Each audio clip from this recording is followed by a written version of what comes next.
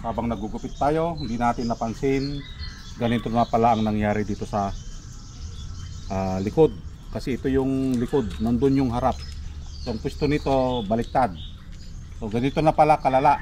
So puknat na dito sa parting taas. So anong gagawin natin? Okay? Para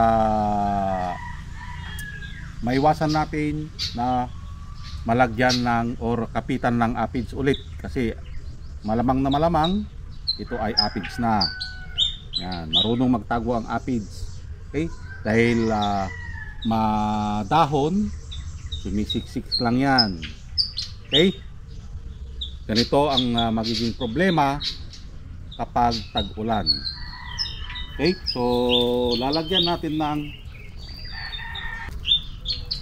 lime sulfur lang gamit ko. Okay? Mas mabisa ito kaysa 7. Lime sulfur ang gamitin natin. So papakita ko kung paano natin gamitin. Okay?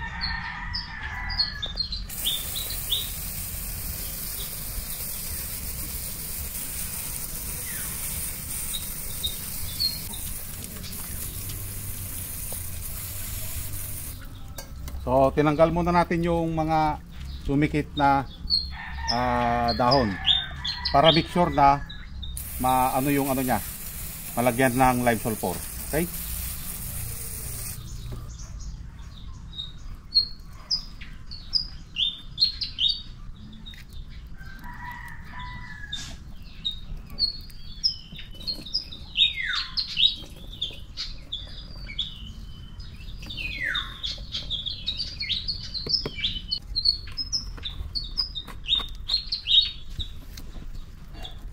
So lahat na ng ano natin, yung mga pwedeng kapitan ng aphids, lagyan na natin para minsanan yung spray.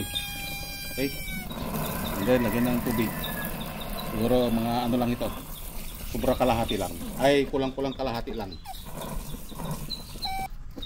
So kapag bago tayo mag-spray, make sure na lagyan natin yung kanyang pinakapuno para hindi mapunta doon yung lime sulfur, baka mamatay yung ating halaman.